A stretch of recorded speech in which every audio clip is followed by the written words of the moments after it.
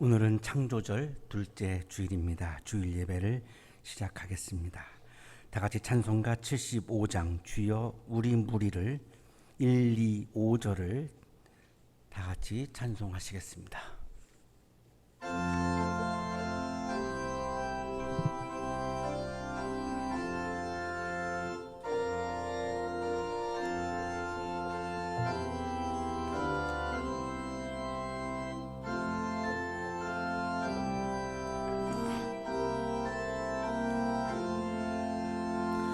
주여 우리 무리를 불쌍하게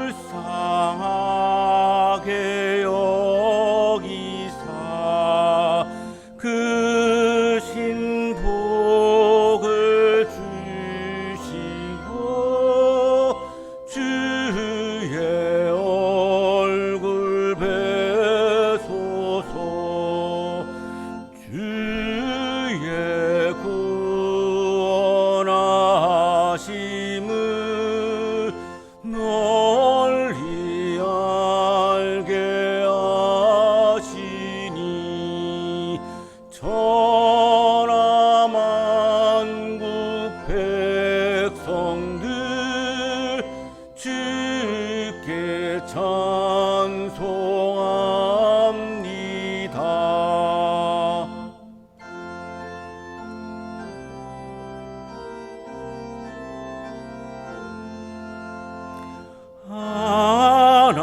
하나님 우리에게 복을 내려 주시니 땅의 모든 만물이 주를 경배합니다.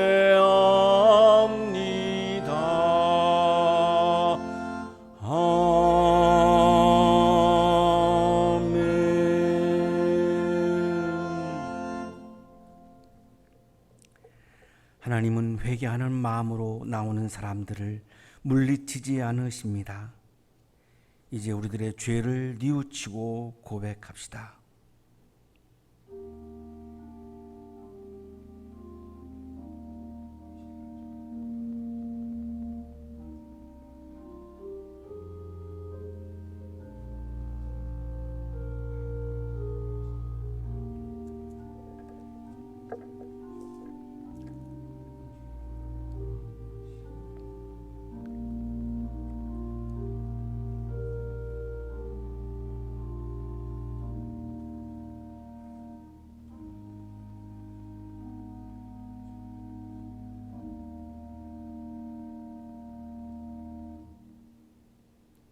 우리가 우리 죄를 자백하면 하나님은 신실하시고 의로우신 분이셔서 우리 죄를 용서하시고 모든 불의에서 우리를 깨끗하게 해 주실 것입니다.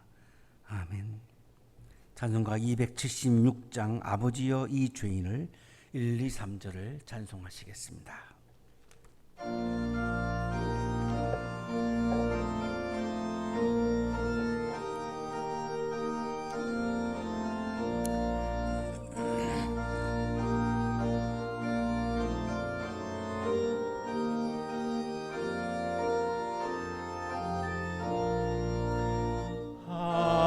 아버지여 이 죄인을 용납하여 주시고 예수님의 이름으로 구원하여 주소서. 아버지를 떠나 산지 벌써 오래되었고 험한 길에 고난 몸이 이제 돌아옵니다.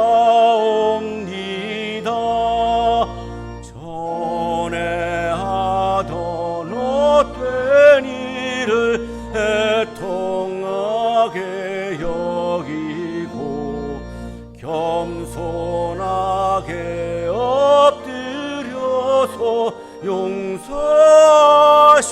빕니다. 은혜 감당 못하오나 회개하는 영혼과 나의 약한 육신까지 감히 드리옵니다.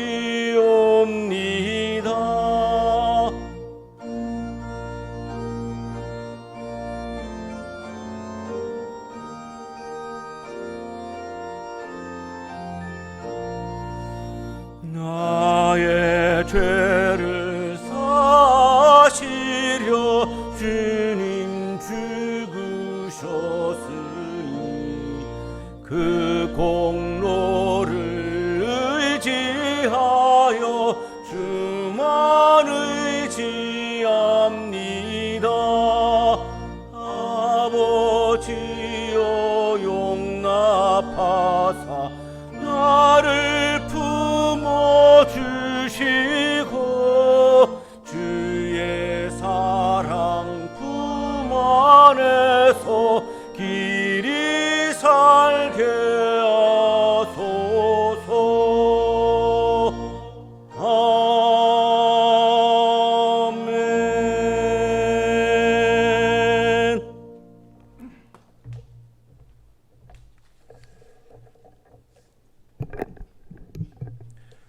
다 같이 기도하시겠습니다. 고마우신 하나님, 항상 우리와 함께하여 주시는 은혜와 우리를 날마다 좋은 길로 인도하여 주시는 사랑에 감사를 드립니다. 부족한 우리들을 때마다 좋은 것으로 채워주시고 주님 안에서 만족과 기쁨을 누리는 지혜를 주셔서 복된 한 주간을 살아갈 수 있게 하시니 감사를 드립니다. 또한 힘든 세상에서도 말씀으로 승리의 삶을 살게 하시고 하나님이 함께 하신다는 믿음으로 소망 가운데 살게 하시는 하나님께 감사를 드립니다. 하나님의 은혜와 사랑을 가득 받은 우리임에도 하나님의 뜻을 잃어버리고 소욕과 탐심으로 하나님을 떠났던 우리들을 불쌍히 여기시고 용서하여 주옵소서. 눈에 보이는 것으로 인하여 우리의 마음이 빼앗기고 나의 주인이신 하나님의 마음과 생각으로 사는 것이 아니라 나의 마음과 생각대로 내 뜻을 이루려고 했던 우리들의 죄를 용서하여 주옵소서. 하나님이 우리에게 주신 사랑으로 사랑하지 못하였고 하나님이 우리에게 베푸신 관용으로 많은 사람들을 품지 못했음도 고백합니다. 하나님이 우리에게 베풀어 주신 자비로 세상을 섬기지 못했고 하나님이 우리에게 주신 온유로 이해하지 못하는 삶도 있었습니다. 주님, 우리의 나약함과 완악함을 내려놓고 주님을 바라보오니 우리를 긍휼히 여기시고 우리의 모든 죄를 용서하여 주옵소서. 우리 모두가 하나님의 자비하심으로 다시 세워지는 은혜가 있게 하시고 서 있는 모든 곳에서 하나님의 역사가 나타나는 귀한 자녀들이 되게 하옵소서. 자비로우신 하나님, 이 시간 고통 가운데 놓인 모든 자들을 위하여 기도합니다. 질병으로 인하여 고생하고 있는 사람들, 육신의 지침으로 인하여 힘겨워하는 자들, 자신이 마주하고 있는 문제의 상황으로 인하여 낙심 가운데 있는 자들, 그 심령이 상하여 영적으로 무너진 자들, 그리고 코로나 바이러스와 싸우고 있는 모든 자들, 주님의 손에 의탁하오니 모든 이들을 품어주시고 하나님의 능력으로 다스리시며 회복의 역사가 나타나는 모든 이들의 삶이 되게 하여 주시옵소서. 우리 모두에게 상황이 아니라 그 상황을 온전하게 인도하고 계시는 하나님을 바라보는 눈이 있게 하셔서 근심 대신에 기쁨이 넘치는 삶을 살도록 주께서 복을 내려 주시옵소서. 성도들의 가정을 축복하시고 그 가정에서 미움과 다툼보다 찬송과 기쁨의 교제의 소리가 넘쳐나는 은혜로운 가정이 될 수 있도록 주님께서 인도하여 주옵소서. 어려운 상황 가운데 놓인 가정이 있다면 주께서 힘과 믿음을 주시사 모든 어려움을 지혜롭게 헤쳐나갈 수 있도록 하나님이 주관하여 주시옵소서. 우리 한양대학교회를 축복해 주시고 소망을 전해야 하는 교회의 본질을 잃어버리고 있는 이때 이 교회가 하나님의 온전하시고 자비하신 뜻을 붙들고 사랑을 실천하며 이 땅을 하나님 나라로 확장시키는 청지기의 역할을 잘 감당할 수 있도록 은혜 베풀어 주옵소서. 한양 동산을 위하여 축복하며 기도합니다. 80여 년 전 한양 동산을 허락하시고 세워주신 하나님의 뜻을 잊지 않게 하시고 하나님이 예비하신 사랑의 실천자를 기르고 가르치는 데에 부족함이 없도록 하나님께서 통치하여 주옵소서. 코로나로 인하여 학생들과 많은 기관에서 어려움을 겪고 있음을 봅니다. 이에 낙심하지 않고 주님이 주신 능력과 지혜로 그리고 한 마음과 한 뜻으로 모든 위기의 상황을 잘 극복해 나아가는 한양 가족들 되게 하여 주옵소서. 우리의 예배가 하나님을 기쁘시게 하는 예배가 되기를 기도합니다. 우리의 삶이 하나님이 기뻐하실 거룩한 산 제물이 되기를 소망합니다. 이 시간 말씀을 통하여 우리의 마음이 다시금 새로워지게 하시고 복되고 아름다운 하나님의 형상대로의 삶을 온전하게 살아갈 수 있도록 다스려 주옵소서. 감사를 드리고 모든 것을 주님의 손에 의탁하오며 살아계셔서 함께 하시는 거룩하신 예수 그리스도의 이름으로 간절히 기도드립니다. 아멘.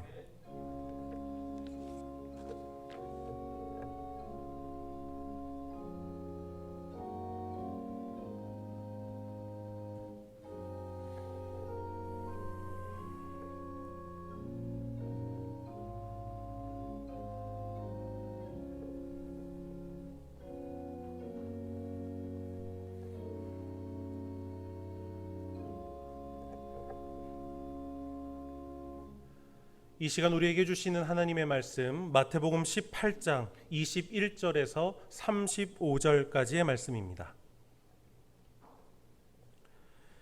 그때 베드로가 예수께 다가와서 말하였다. 주님, 내 형제가 나에게 자꾸 죄를 지으면 내가 몇 번이나 용서하여 주어야 합니까? 7번까지 하여야 합니까? 예수께서 대답하셨다. 7번만이 아니라 70번을 7번이라도 하여야 한다. 그러므로 하늘나라는 마치 자기 종들과 샘을 가리려고 하는 어떤 왕과 같다. 왕이 샘을 가리기 시작하니 10,000달란트 빚진 종 하나가 왕 앞에 끌려왔다. 그런데 그는 빚을 갚을 돈이 없으므로 주인은 그 종에게 자신과 그 아내와 자녀들과 그 밖에 그가 가진 것을 모두 팔아서 갚으라고 명령하였다. 그랬더니 종이 그 앞에 무릎을 꿇고 참아주십시오, 다 갚겠습니다 하고 애원하였다. 주인은 그 종을 가볍게 여겨서 그를 놓아주고 빚을 없애주었다. 그러나 그 종은 나가서 자기에게 100데나리온 빚진 동료 하나를 만나자 붙들어서 멱살을 잡고 말하기를 내게 빚진 것을 갚아라 하였다. 그 동료는 엎드려 간청하였다. 참아주게, 내가 갚겠네. 그러나 그는 들어주려 하지 않고 가서 그 동료를 감옥에 집어넣고 빚진 돈을 갚을 때까지 갇혀 있게 하였다. 다른 종들이 이 광경을 보고 매우 딱하게 여겨서 가서 주인에게 그 일을 다 일렀다. 그러자 주인이 그 종을 불러다 놓고 말하였다. 이 악한 종아, 내가 애원하기에 나는 너에게 그 빚을 다 없애주었다. 내가 너를 불쌍히 여긴 것처럼 너도 내 동료를 불쌍히 여겼어야 할 것이 아니냐. 주인이 노하여 그를 형무소 관리에게 넘겨주고 빚진 것을 다 갚을 때까지 가두어 두게 하였다. 너희가 각각 진심으로 자기 형제 자매를 용서해 주지 않으면 나의 하늘 아버지께서도 너희에게 그와 같이 하실 것이다. 복음서의 말씀입니다.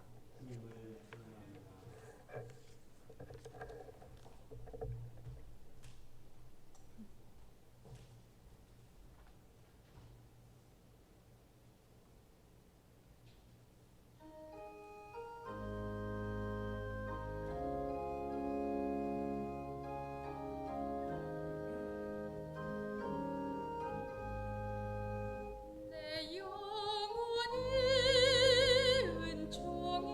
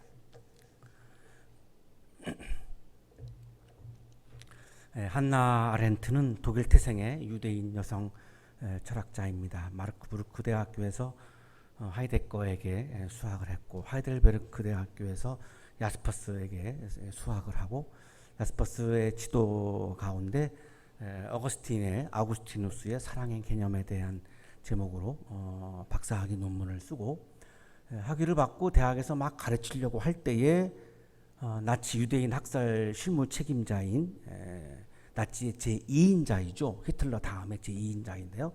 아히만이 아르헨티나 부에노스아이레스에서 변장을 하고 숨어서 살았습니다. 감옥에 갇혔었는데 탈옥을 해가지고 아르헨티나에 가서 숨어서 변장하고 살다가 이스라엘 사람들한테 검거가 됐습니다. 그래서 예루살렘의 특별법정에서 재판을 받게 되었다라고 하는 소식을 한나 아렌트가 들었습니다. 그 순간 한나 아렌트가 그 법정을 너무나 직접 보고 싶었고요. 기자가 아니고서는 그 법정에 들어갈 수가 없었습니다. 그래서 대학 교수직을 포기를 하고 미국의 잡지 뉴요커라고 하는 잡지의 특파원으로 취업을 해가지고 재판을 참관을 했습니다. 그리고 재판을 참관하고 나서 1963년에 예루살렘의 아히만이라고 하는 제목으로 책을 발간을 했습니다. 이 책에서 가장 중요한 개념으로 한나 아렌트가 강조하고 있는 것이 악의 평범성이라고 하는 개념입니다. 악이라고 하는 것은 특별한 모습이 아니라 아주 평범한 모습으로 존재하기 때문에 내가 악한 행위를 하고 있다라고 하는 것을, 나에게 죄성이 있다라고 하는 것을 우리는 잘 모르고 있다라고 하는 이야기를 한 것입니다.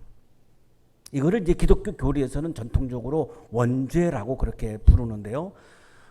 모든 인간은 죄성을 가지고 있다는 거죠. 많은 분들이 내가 감옥에도 안 가고 내가 법을 지키지 않은 것도 아닌데 내가 왜 죄인입니까? 라고 항의할 수 있죠. 그거는 이제 사회법에서의 이제 죄는 물론 아니죠. 그러나 영적으로는 지난 주일날 우리가 로마서 13장을 묵상했습니다만, 사랑을 실천하지 않는 것은, 남을 사랑하지 않는 것은 하나님의 율법을 어기는 거다. 남을 사랑하지 않는 것은 하나님의 계명을 어기는 거다. 우리가 그 말씀을 읽었죠. 묵상했죠. 하나님의 율법을 어겼으면 죄인이죠. 하나님의 계명을 어겼으면 죄인이죠. 그런데 로마서 13장은 남을 사랑하지 않는 것이 죄다라고 얘기를 했죠. 자, 저를 말씀드리면 저는 사랑을 많이 못합니다. 왜냐하면 내 안에 이기적인 마음이 가득 차 있기 때문에 사랑하고 싶은 마음은 간절하지만 사랑하지 못할 때가 많습니다. 이게 죄라는 거죠. 우리가 죄에 대한 이야기를 하면 자꾸 사회법을 자꾸 우리가 떠올리는데, 성서가 말하는 죄는 지난주에 읽은 것처럼 사랑하지 않는 게 죄입니다. 굉장히 평범하죠. 드러나지 않죠. 내가 살인을 해서 죄를 짓는 건 보이지만 사랑하지 않는 것은 안 보입니다. 그러니까 너무나 이것이 평범한 모습으로 존재하기 때문에 내가 죄성을 가지고 있다라고 하는 것을 잘 모르고 살고 있는 거죠. 이것을 악의 평범성이라고 얘기를 한 겁니다.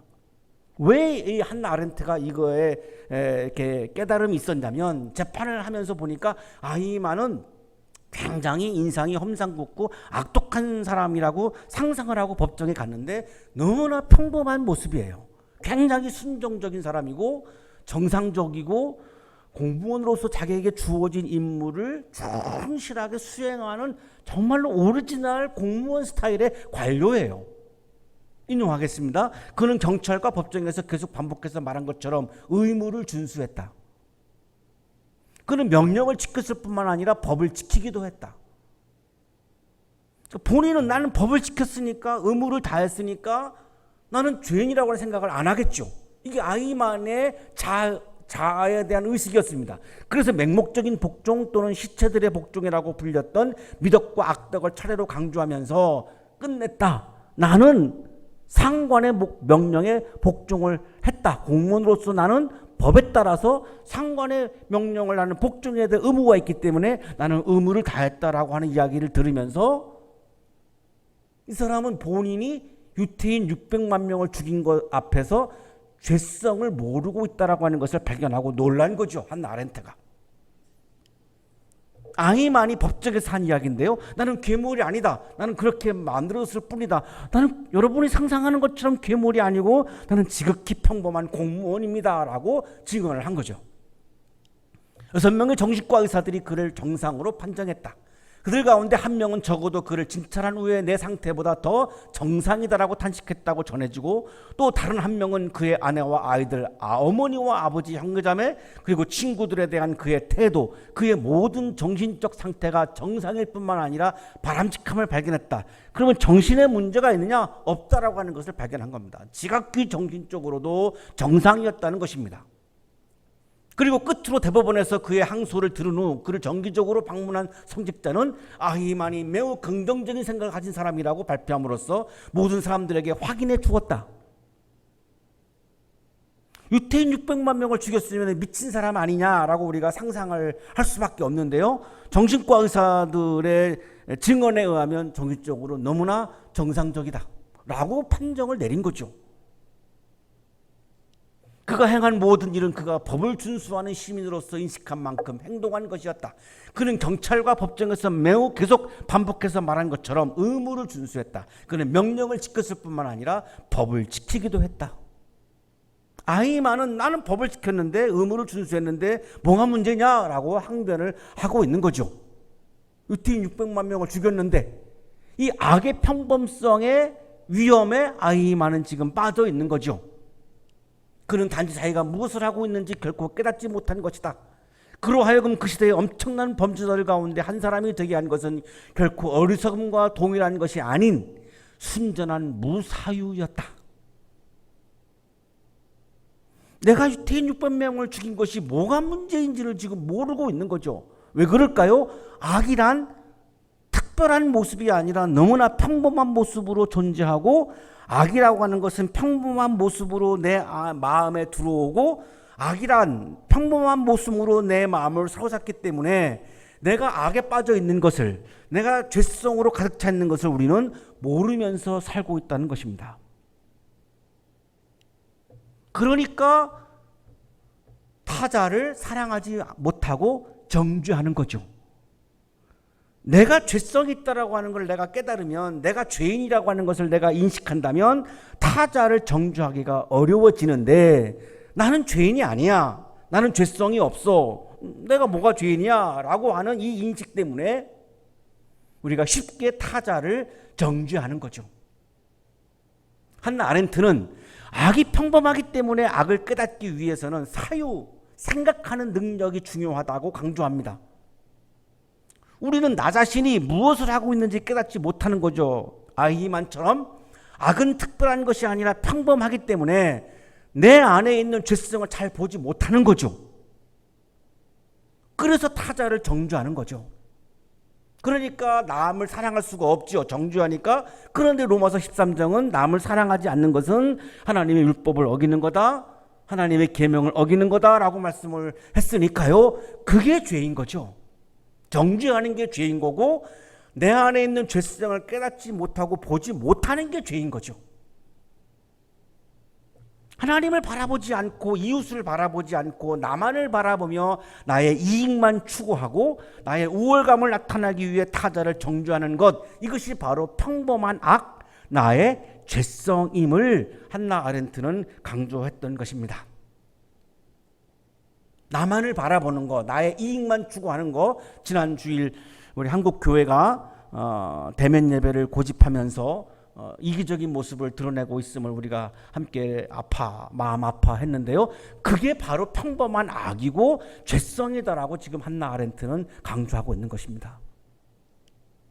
오늘의 성서 일과는 7번을 70번까지 용서해도, 오늘 성서 일과의 핵심은 7번을 70번까지 용서하라는 것입니다. 자, 이 말씀 때문에 우리가 굉장히 고민스럽죠. 그러면 히틀러를 용서해야 합니까? 아이만을 용서해야 됩니까? 라고 계속 우리는 질문을 하지 않을 수가 없기 때문에, 우리가 살면서 나에게 엄청난 해를 끼친 사람들을 내가 그럼 용서해야 합니까? 이 굉장한 우리들의 공통적인 질문인데요. 오늘의 성서 일과는 70번을 7번까지 용서해도 약한 사람을 긍휼히 여기지 않고 해를 끼치고 정죄하는 사람은 용서하지 않는다라는 말씀입니다. 이 70번까지 7번을 70번까지 용서하라고 하고 나서 그 뒤에 예수님께서 비유로 말씀을 하셨는데 이 비유를 우리가 안 읽은 거예요. 그냥 요 구절만 딱 읽고 나니까 우리가 너무나 고민이 많은 거예요. 이 의미가 무엇인지를 그 다음 구절에서 비유를 통해서 아주 상세하게 예수님이 말씀을 해 주셨습니다. 이것이 오늘의 성서 일과입니다. 그때 베드로가 예수께 다가와서 말하였다. 주님, 내 형제가 나에게 자꾸 죄를 지으면 반복해서 한 번 실수를 한 게 아니라 의도적인 거를 말하는 거예요.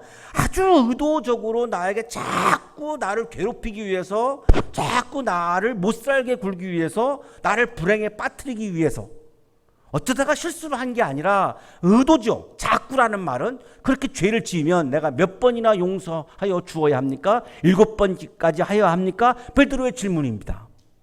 용서에 대한 질문이죠. 예수님의 대답입니다. 7번만이 아니라 70번을 7번이라도 하여야 한다. 용서는 77번만이 아니라 70번을 7번까지도 해야 한다. 곱해보니까 490번이에요. 이 의미는 끝없는 용서죠. 용서란 끝없이 하라는 거예요. 무조건 다 하라는 거예요. 자, 여기까지 읽으면 굉장한 위험이 있습니다.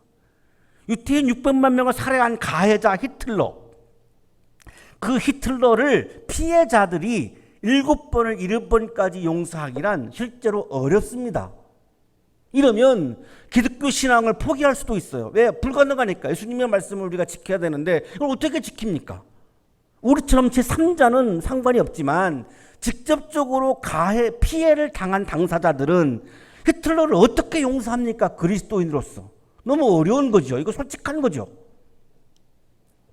가해자들은 예수께서 끝없이 용서하라고 하셨다고 이야기하면서 자신의 악한 행위를 인정하지도 않고 피해자들에게 사과도 하지 않고 계속해서 피해자들에게 해를 끼칠 수 있는 위험이 있는 겁니다.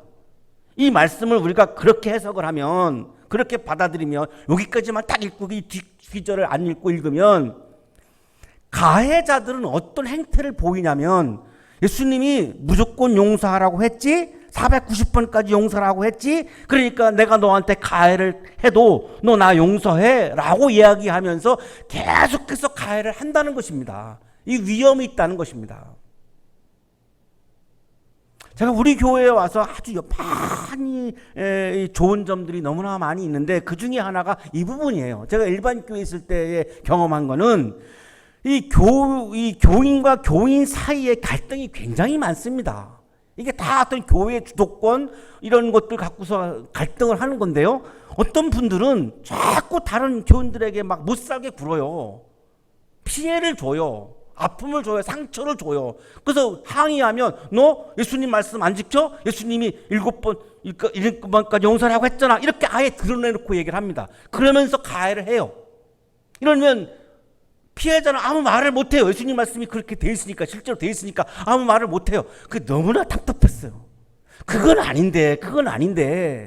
이러한 위험이 존재하는 거죠. 피해자 입장에서는 예수님께서 끝없이 용서라고 하셨으니까 자신에게 악한 행위를 한 가해자들에게 항의도 못합니다. 용서하라고 했으니까. 가해자들로부터 악에 대한 인정도 못 받고 사과도 못 받고 보상도 못 받습니다. 이러한 위험이 존재하는 거죠. 이 말씀 속에는 이 분명한 이런 위험이 존재하고 실제로 생활하고 있는 우리들로서는, 그리스도인으로서 이 고민을 예수님께 말씀을 드리지 않을 수가 없지요. 이런 위험이 존재한다고.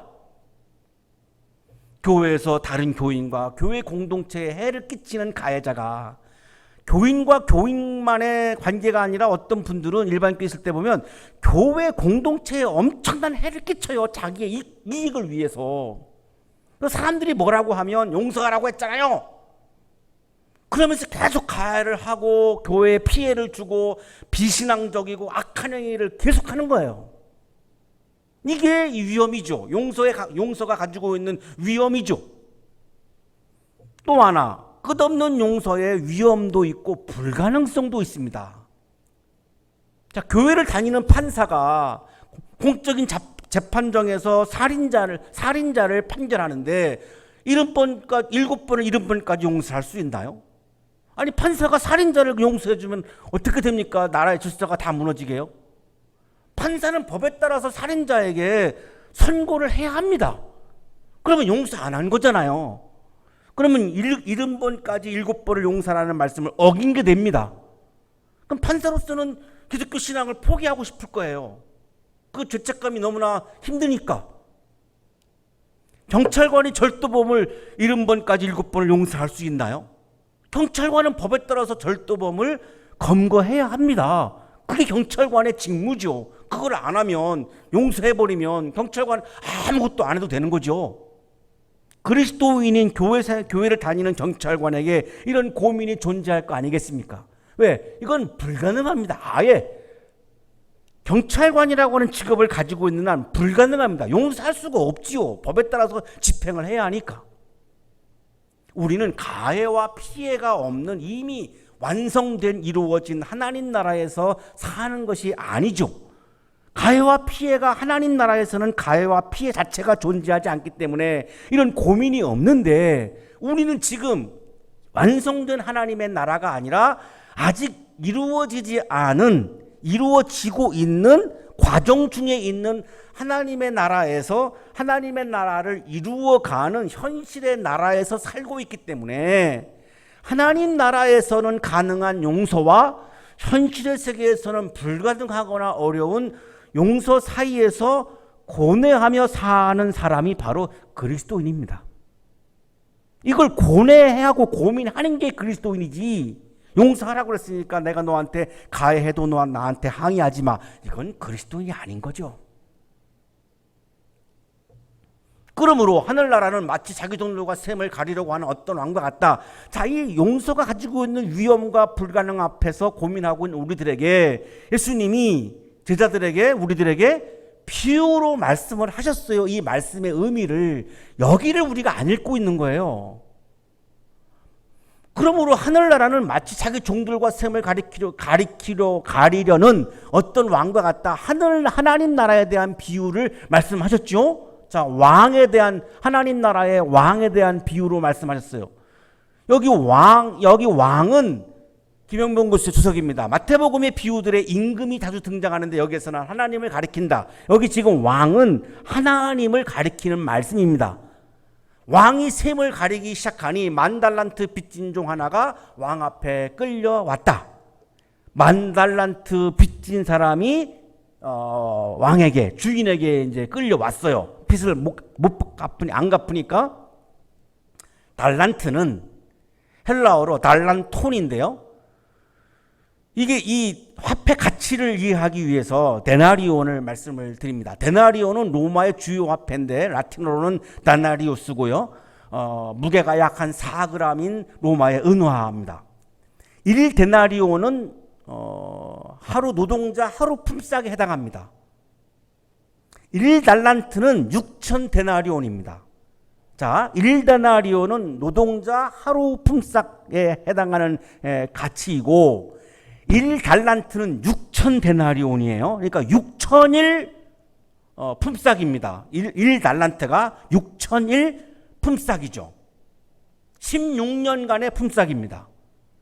그러니까 하루 노동자의 품삯을 제가 10만 원으로 그냥 편의상 계산을 해봤어요. 그랬더니 1달란트가 6억입니다. 그러면 1만 달란트를 계산해 보니까 6천만 데나리온이니까 6조 원이에요. 6조 원의 빚을 진 사람이 왕에게 끌려온 거예요. 근데 빚진 이 종이 6조 원을 못 갚는 거예요. 6조 원을 어떻게 갚아요? 이건 너무 불가능하죠. 어렵죠. 못 갚는 거예요. 그러니까 이 왕이, 주인이 너와 아내와 자녀들을 다 팔아서 갚아.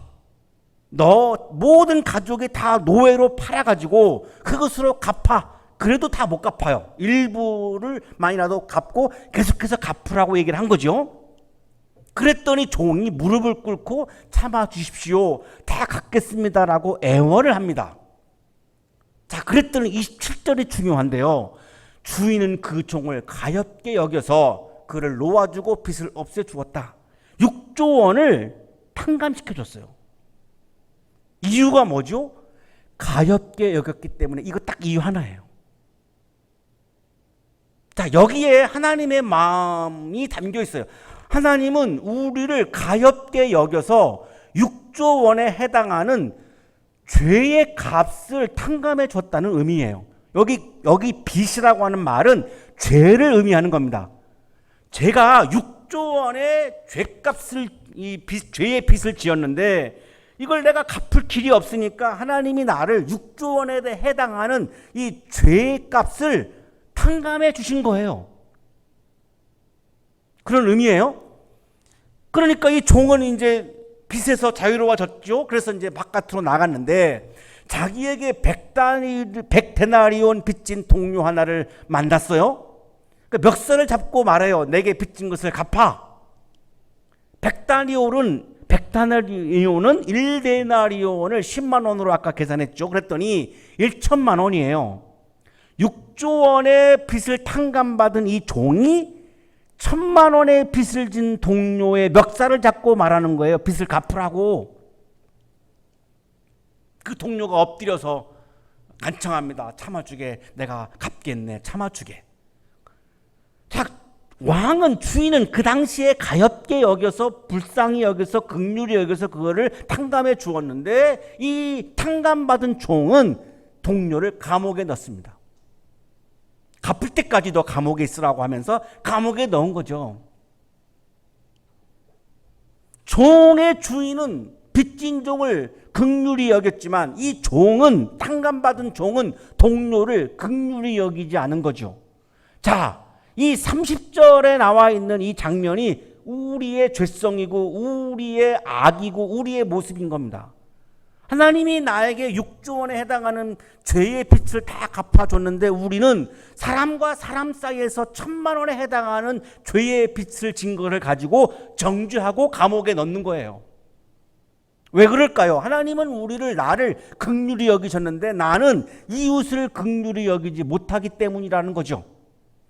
이웃을 긍휼히 여기지 못하니까 남을 사랑하지 못하는 거고, 그러니까 남이 이 세상의 사람들이 코로나 감염이 되든 말든, 교인들이 감염이 되든 말든 아랑곳하지 않고 그냥 막 자신만만하게 막 대면 예배를 막 강행하는 거죠. 이게 바로 지난주에 우리가 읽었던 로마서 13장의 말씀과 오늘 마태복음 18장 말씀이 아주 정교하게 이어지고 있습니다. 이 성서 일과가. 긍휼히 여기지 못하고 있는 우리의 모습, 이게 바로 평범한 악, 아렌트가 말하는 평범한 악, 바로 죄성임을 말씀하고 있는 거죠, 예수님이. 다른 종들이 옆에서 그거를 보고 너무 기가 막히잖아요. 감옥에 갇힌 그 사람이 너무나 딱하잖아요. 이거를 다 주인에게 알립니다. 그러니까 주인이 그 종을 불러다 놓고 말하죠. 이 악한 종아. 자, 우리가 또 주목할 단어가 이건데요. 이 사람 보고 악한 종이다 그랬어요. 우리가 이웃을 긍휼히 여기지 못하고 사랑하지 못하고 죄를 탕감해 주지 못하고 우리가 정죄하면 나에게 예수님이 뭐라고 말씀하시냐면 이 악한 종아 이렇게 말씀하는 거죠. 내가 어떤 범죄를 저질러서가 아닙니다. 이웃을 긍휼히 여기지 못하는 모습을 보면서 주님은 나에게 악한 종아, 자 여기 악이라고 말씀하잖아요. 이게 바로 아렌트가 얘기하는 평범한 악입니다. 내가 애원하기에 나는 너에게 그 빛을 다 없애주었다. 내가 너를 불쌍히 여긴 것처럼 너도 내 동료를 불쌍히 여겼어야 할 것이 아니냐.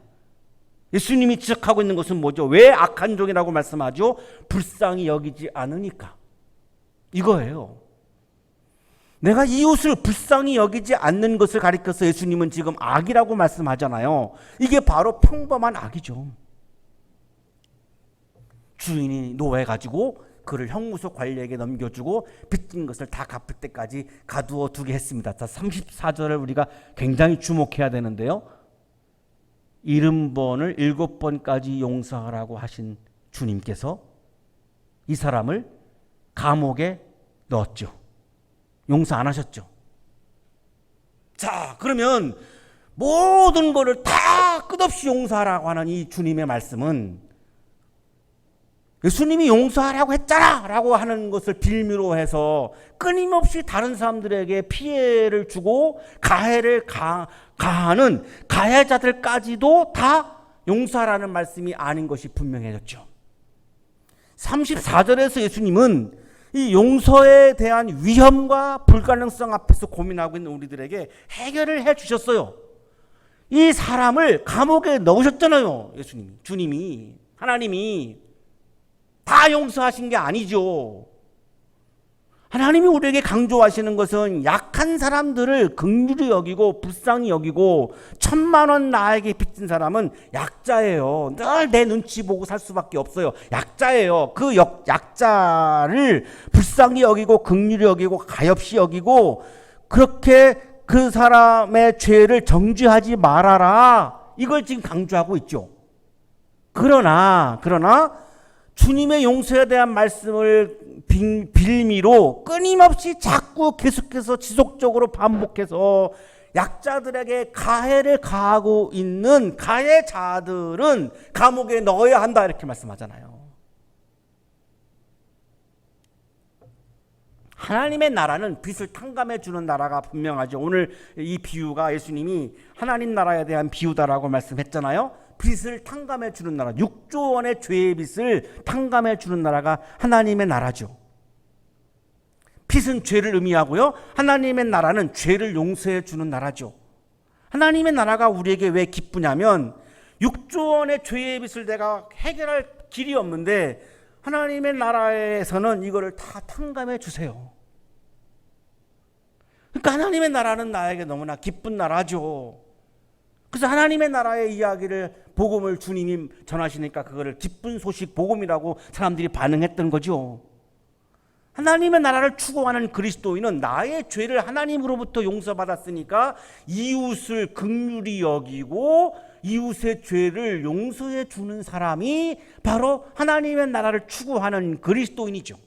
그러나 약한 사람을 긍휼히 여기지 않고 약한 사람에게 끝없는 용서를 강요하면서 악한 행위를 계속하는 사람을 감옥에 넣는 나라가 하나님의 나라입니다. 그 경우는 하나님도 용서하지 않으십니다. 예수님은 그 사람을 악한 종이라고 부르셨습니다. 7번을 70번까지 용서하라고 하는 말씀은 약한 사람을 긍휼히 여기지 않고 약한 사람에게 끝없는 용서를 강요하며 악한 행위를 계속하는 사람을 용서하라는 말씀이 아닙니다. 왕 주인이신 하나님께서 그 사람을 감옥에 넣었으니까요. 그렇게 주장하시면 안 됩니다. 하나님도 그 사람은 용서하지 않으셨어요. 예수님께서 끝없는 용서가 가지고 있는 위험과 불가능을 이렇게 우리들에게 해결해 주시면서 마지막에 이렇게 말씀하십니다. 너희가 각각 진심으로 자기 형제자매를 용서해 주지 않으면 내가 너에게 모든 죄의 빚을 탕감해 주었는데 너는 정작 다른 사람의 죄를 용서하지 않고 정죄하고 계속 가해를 강하고 피해를 주고 위협하고 힘들게 하고 상처를 주면 나의 하늘 아버지께서도 너에게 그와 같이 하실 것이다. 종은 주인이 6조 원의 빚을 탕감해 준 것을 기억하지 못했죠? 아마 기억했다면 그렇게 할 수 있을까요? 인간으로서 기억을 못한 거죠. 그래서 1,000,000 원 빚진 동료를 감옥에 넣었죠. 우리는 나를 향한 하나님의 죄사함, 하나님의 은혜, 하나님의 구원을 기억하지 못하기 때문에 하나님이 나의 죄 6조 원에 해당하는 죄의 빚을 다 탕감해 준 것을 이 하나님의 구원의 행위를 하나님의 은혜를 하나님의 사랑을 하나님의 죄사함을 기억하지 못하기 때문에 이웃을 긍휼히 여기지 못하고 정죄하는 거죠. 하나님의 죄사함, 하나님의 은혜, 하나님의 구원을 기억하는 것이 신앙입니다. 그것이 신앙입니다. 하나님의 죄사함, 하나님의 은혜, 하나님의 구원을 기억하는 사람은 믿음의 사람은 신앙의 사람은 영적인 사람은 영성이 있는 사람은 이웃을 정죄하지 않습니다. 긍휼히 여깁니다. 사랑합니다. 용서합니다. 거기에 하나님 나라의 기쁨이 가득합니다. 여러분의 삶에 하나님 나라의 기쁨이 충만하기를 축복합니다.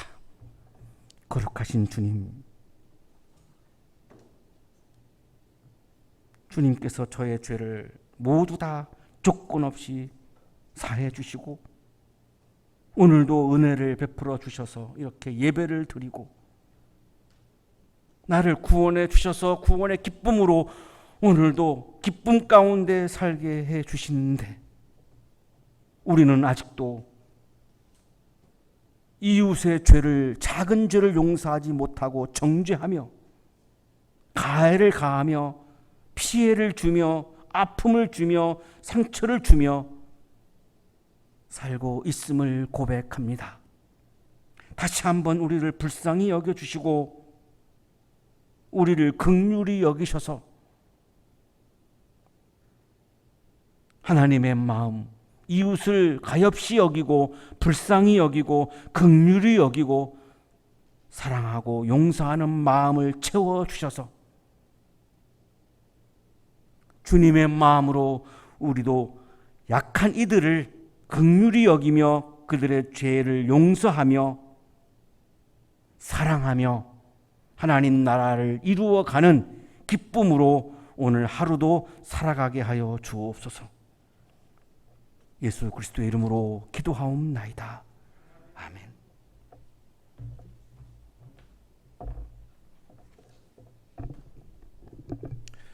교회 소식 알려드립니다. 이번 주일은 창조절 둘째 주일로 지켜 예배를 드립니다.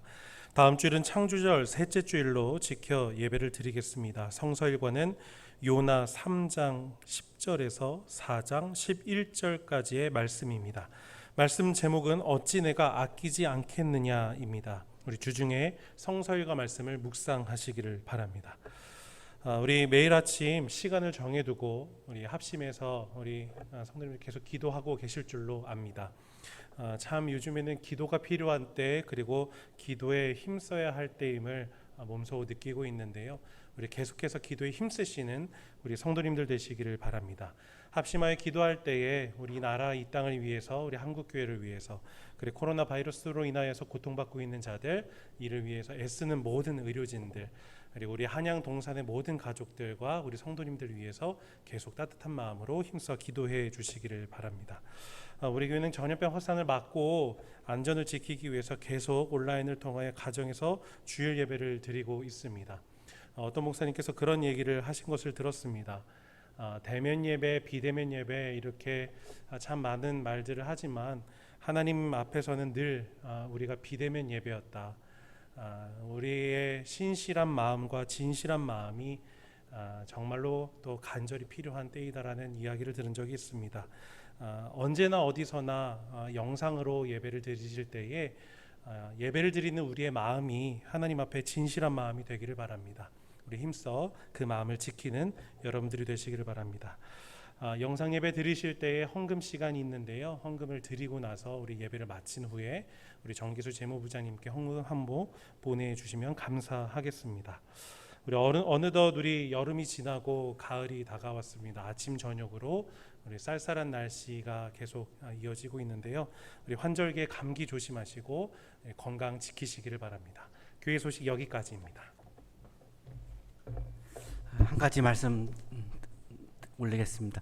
다른 교회 상황을 좀 알아보았더니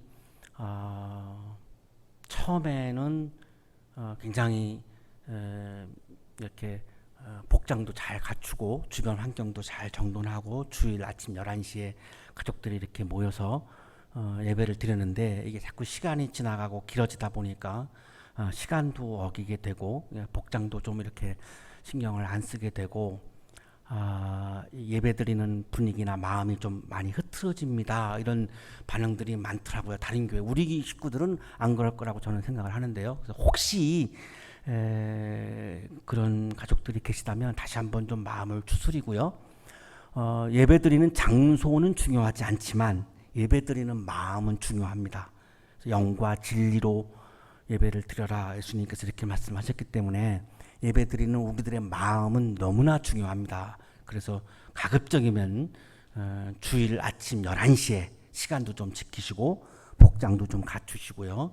그리고 가급적이면 혼자가 아닌 가족과 함께 가급적이면 휴대폰보다는 TV를 통해서 유튜브를 TV로 볼 수 있는 방법이 있다고 우리 하더라고요. 그래서 한번 알아보시고 그래서 이렇게 동그랗게 가족들이 앉아서 정말 정성으로 그렇게 예배를 드린다면 하나님이 너무나 그 예배를 기뻐 받으실 것이라고 저는 확신을 합니다. 그래서 좀 흐트러진 분들이 계시다면 다시 한번 좀 마음을 좀 정돈하고 갖추시는 그런 시간을 좀 가지시기를 부탁드립니다. 주님 앞에 예물 드리겠습니다.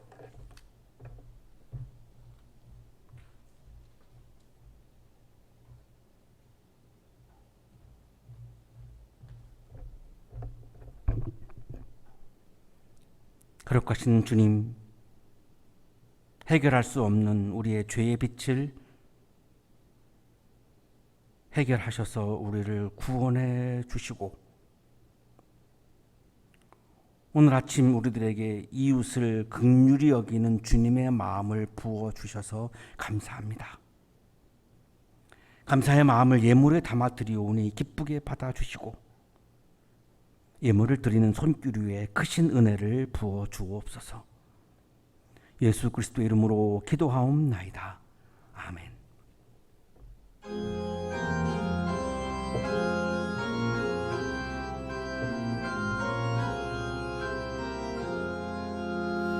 주 앞에 모든 일 잘 행케 하시고 이후에 주님 배울 때 상 받게 하소서. 나 항상 깨어서 기도드리며 내 믿음 변치 않도록 도와주소서.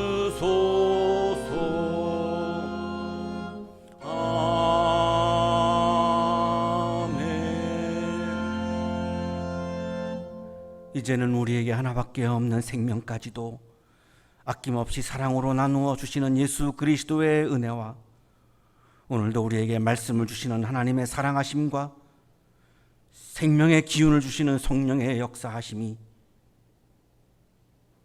이웃을 긍휼히 여기는 주님의 마음을 우리의 마음에 채우고 하나님의 나라를 이루기 위해 세상을 향하여 힘차게 나아가는 우리 모든 한양 가족들의 삶 속에 지금부터 영원토록 함께 하시기를 간절히 축원하옵나이다.